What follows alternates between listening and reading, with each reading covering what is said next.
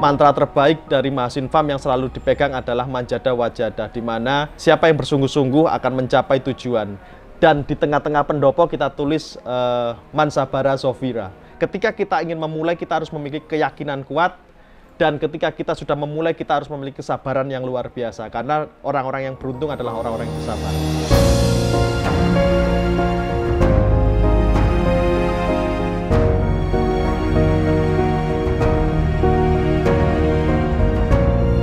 Di mana bisnis di Indonesia itu seringkali menjadi bisnis musiman. Anakan merak itu satu ekornya seharga 10 juta. Saya jual harga 10 juta. Terus setelah viral, banyak orang akhirnya ikut berbondong-bondong untuk menangkarkan merak. Dan hari ini merak itu hanya di angka sekitaran 1 juta per ekor. Dan itu sangat ironi sekali, di mana harga segitu itu sebenarnya bukan harga merak, harga kalkun itu.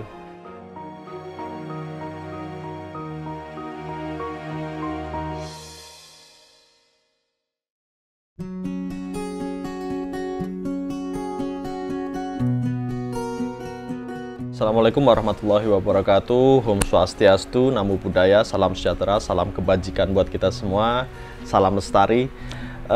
Perkenalkan, nama saya Langgoso Aswin Putra. Saya adalah pemilik dari Mahasin Farm, di mana Mahasin Farm ini adalah penangkaran hewan-hewan eksotis terbesar yang ada di Indonesia, yang bertempat di Sleman, Yogyakarta.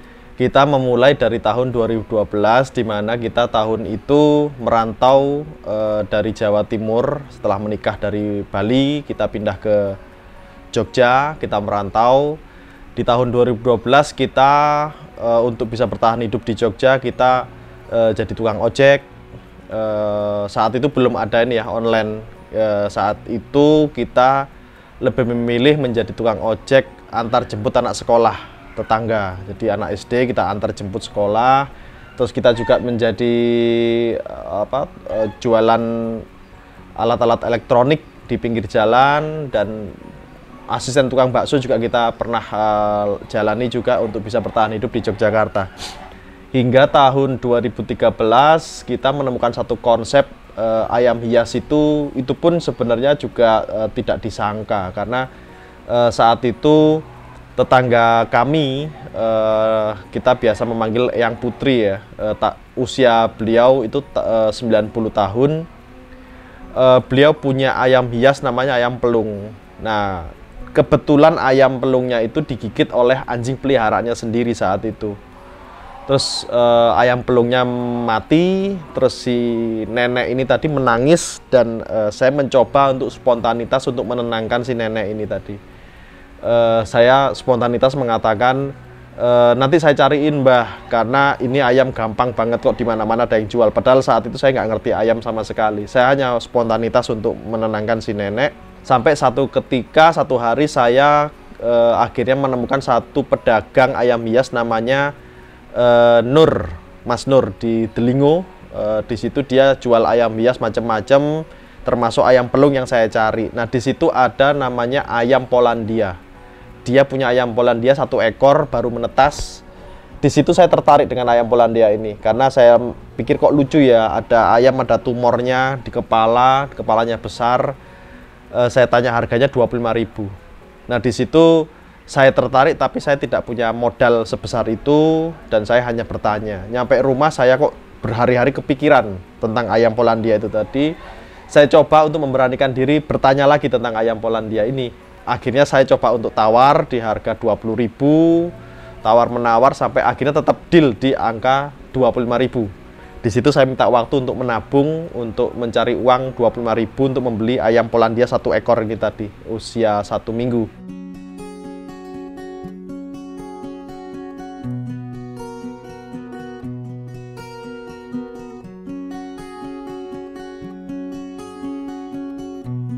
Akhirnya singkat cerita, ayam Polandia ini sudah saya pelihara sampai usia beberapa bulan. Akhirnya ada orang Kalimantan yang menawar ayam ini. Kebetulan saat itu zaman BlackBerry, ayam Polandia ini saya pajang jadi foto profile. Nah, ayam orang Kalimantan ini nawar 1 juta, dan itu saya nggak percaya. Saya kemarin modalnya hanya 25.000 kok ditawar 1 juta.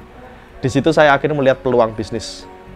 Secara tidak sengaja saya melihat peluang bisnis di situ bahwa wow, ini ada peluang bisnis. Akhirnya saya coba konsentrasi, saya tinggalkan tukang ojek, saya berhenti jadi tukang ojek, saya berhenti jadi asisten tukang bakso, saya berhenti juga jualan alat elektronik di pinggir jalan, saya coba konsentrasi menjadi peternak ayam Polandia ini tadi.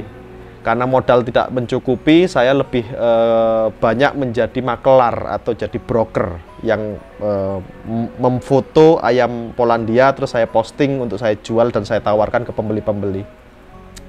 Singkat cerita, ayam Polandia inilah yang mengawali bisnis ini. Jadi kami tidak berangkat dari kesadaran bahwa ini potensi bisnis besar dan kita memiliki modal cukup. Ini semua berproses. Dan akhirnya kita mulai benar-benar konsentrasi dari 2013 sampai sekarang. Kita konsentrasi untuk menjual belikan dan menangkarkan hewan-hewan atau ayam-ayam hias atau eksklusif ini tadi. Jadi semua berjalan dengan alami seperti itu. Jadi Mahasin Farm itu modalnya hanya 25.000. Hanya 25.000 dari ayam Polandia 1 ekor tadi itu. Jadi dari ayam itulah kita mulai berbelanja, kita jual, kita punya modal lebih besar, akhirnya kita memulai untuk beli yang lain lagi dan jenis lain dan seterusnya. Nah di situ tiba-tiba saya terfikirkan bahwa selama ini wisata di Indonesia yang berkaitan dengan hewan itu hanya zoo dan taman safari dan teman-temannya gitu kan. Saya melihat ada potensi-potensi selain ini itu kita bisa kok bikin zoo kecil-kecilan, entah itu restoran atau mungkin hotel atau mungkin skala pribadi dan sebagainya. Saya melihat peluang itu sebagai peluang bisnis. Nah dari situlah saya mencoba untuk menawarkan setiap orang-orang yang memiliki hotel, memiliki resort, memiliki restoran, saya tawarkan bahwa ini loh ada peluang untuk bikin mini zoo dan lain sebagainya. Nyun sewu, namanya orang yang memiliki ekonomi berlebih, mereka nggak mau tanggung-tanggung. Mereka tertarik dengan ayam Polandia, tapi mereka juga kalau ditawari yang lebih mahal juga mereka mampu, ya kan? Disitulah akhirnya ada 1-2 pemilik pengusaha besar di Indonesia yang bertanya, Mas Aswin, saya pengen merak dan lain-lain, bisa nggak ngadain? Kalau cuman ayam-ayam kayak gini mah kurang gitu kan. Terus akhirnya saya mencoba untuk nyari jalan ke peternak-peternak merak dan peternak-peternak pisen dan sebagainya, dan mereka sangat welcome juga barang-barangnya saya foto dan saya tawarkan ke beberapa pelanggan-pelanggan saya, dan disitulah saya melihat peluang lebih besar. Jadi step berikutnya setelah kami benar-benar sudah dipercaya menjadi peternak dan penjual ayam hias, kita melompat ke ayam atau hewan eksklusif menengah ke atas. Itu ada merak, pisen dan lain-lain. Nah di situ kita akhirnya dipercaya untuk mengisi banyak mini zoo seluruh Indonesia, sampai satu ketika kami menjadi peternak merak terbesar di Indonesia. Nah buat saya bisnis itu butuh inovasi, butuh lompatan, di mana ketika saya sudah menjadi raja di situ, saya hanya menunggu dikudeta oleh pemain-pemain baru yang mungkin memiliki skill dan ekonomi yang lebih bagus. Saya tidak mau itu terjadi, sehingga saya harus berpikir apa yang harus dilakukan Mahasin Farm untuk bisa bertahan di dunia jual beli satwa yang semakin dinamis saat itu. Nah saat itu kita memilih untuk menangkarkan burung unta, karena tantangan berikutnya memang menurut saya burung unta adalah satu-satunya unggas yang memiliki daging merah seluruh dunia. Dia hanya satu-satunya unggas yang memiliki daging merah, dan dia pernah berjaya di Indonesia di era tahun 90-an, dan Indonesia pernah menjadi penangkaran terbesar burung unta untuk ekspor daging-dagingnya ke luar negeri. Nah saya pikir ini saya bisa memulai baru, karena sejak tahun 90-an hingga tahun 2000 sekarang ini tidak ada lagi penangkaran burung unta di Indonesia yang mampu menangkarkan burung unta itu sendiri.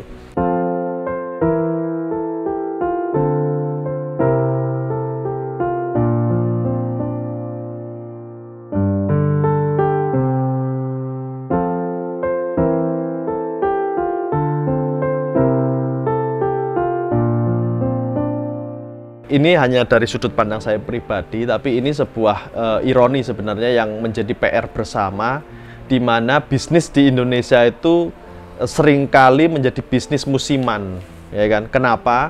Karena saya mulai mengamati itu ada jembatan yang terputus, di mana sosial media sekarang sangat mudah mengakses banyak narasumber, dan narasumber atau pedagang-pedagang atau peternak dan petani di bawah itu mudah sekali juga untuk menjadi viral dan menjadi inspirasi banyak orang. Itu bagus, sangat bagus sekali. Tapi ada jembatan yang putus yang membuat bisnis ini menjadi bisnis musiman. Padahal bisnis-bisnis seperti ini sebenarnya bisa diturunkan, bahkan 7 turunan, tapi hanya 7 bulan. Kenapa? Karena ada jembatan yang memang terputus. Jembatan itu adalah sisi marketing. Banyak teman-teman dari konten kreator atau mungkin dari YouTuber itu, dan saya mengalami sendiri sebenarnya. Tahun 2016 saya menjadi peternak merak terbesar di Indonesia. Di situ saya diliput banyak media, dan saya menganggap ilmu itu tidak dijual belikan. Ilmu itu harus dibagikan dan sebagainya. Nah, ternyata sekarang saya memahami itu kurang tepat. Kenapa? Ilmu jangan tanggung-tanggung kalau membagikan, ya kan? Dimana banyak konten kreator atau YouTuber itu hanya menanyakan bagaimana awalnya, bagaimana cara menangkarkannya, tapi tidak ditanya bagaimana cara jualnya. Inilah jembatan yang terputus, di mana akhirnya orang bisa membeli, orang bisa merawat, menangkarkan, tapi tidak ngerti cara jualnya. Sehingga orang-orang yang terinspirasi dari bisnis-bisnis yang viral ini tadi mampu membeli, mampu melestarikan, mampu menangkarkan atau membudidayakan, tapi tidak mampu menjual. Sehingga solusi terbaik bagi mereka adalah mengobral barang-barang yang sudah mereka produksi tapi nggak ada yang beli. Sebenarnya bukan tidak ada yang beli, tapi mereka tidak menciptakan link itu sendiri.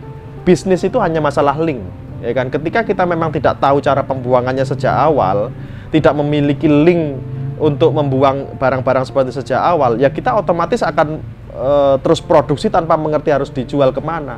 Solusinya memang harus dijual obral, sehingga orang-orang akan tertarik untuk beli dengan jumlah besar dan mungkin untuk dijual lagi. Tapi yang jadi masalah adalah ini yang menyebabkan bisnis-bisnis yang viral-viral itu tadi menjadi bisnis musiman, karena ada jembatan yang terputus. Jadi saya berharap ada satu lembaga atau satu kelompok yang menciptakan pelatihan, di mana narasumber-narasumber seperti kami ini tadi didatangkan, bukan hanya untuk mengajarkan bagaimana membudidayakan, tapi juga harus mengajarkan bagaimana cara menjualnya, sehingga pasar-pasar hewan atau tanaman ini menjadi panjang usianya. Jadi tidak seperti yang saya bilang tadi, tidak ada jembatan di mana setelah mampu menangkarkan, mampu membudidayakan, tidak mampu menjual karena nggak ngerti caranya. Nah, ini penting sekali. Saat itu lagi puncak-puncaknya merak itu, anakan merak itu satu ekornya seharga 10 juta. Saya jual harga 10 juta. Terus setelah viral, banyak orang akhirnya ikut berbondong-bondong untuk menangkarkan merak, dan hari ini merak itu hanya di angka sekitaran 1 juta per ekor, dan itu sangat ironi sekali, di mana harga segitu itu sebenarnya bukan harga merak, harga kalkun itu harga ayam-ayam kelas bawah sebenarnya. Nah, ini yang menjadi PR tadi itu, banyak orang terinspirasi untuk menangkarkan merak karena melihat hasil yang sudah saya hasilkan atau mungkin apa yang sudah saya capai dan sebagainya. Mereka terinspirasi dari hasilnya, bukan dari prosesnya ini tadi. Nah, ini yang menjadi permasalahan yang harus kita selesaikan bersama, bahwa jembatan itu penting sekali. Itu sangat penting sekali, karena memang tidak mudah menjual hewan-hewan yang notabene adalah hewan-hewan langka atau hewan-hewan hobi, ya kan. Memang ini hewan langka, tapi ini bukan termasuk hewan dilindungi. Itu yang harus digarisbawahi, karena langka itu ada 2 perseptif. Pertama, langka karena dia sudah mau punah. Kedua, langka karena dia memang bukan asli Indonesia. Jadi memang langka karena memang di habitat aslinya tidak ada di sini. Nah, itu yang tidak banyak dipahami orang. Jadi banyak orang memahami hewan langka itu dilindungi, padahal tidak benar. Hewan dilindungi itu jelas itu hewan asli Indonesia yang tercatat dalam Undang-Undang tahun 1990 nomor 5 sampai nomor 7. Itu jelas banget hewan apa saja yang ada di sana, dan semua 100% itu hewan asli Indonesia. Jadi kalau bukan hewan asli Indonesia, dia tidak masuk dalam daftar hewan dilindungi undang-undang. Itu penting sekali karena banyak banget orang yang gagal paham tentang hewan-hewan langka seperti ini.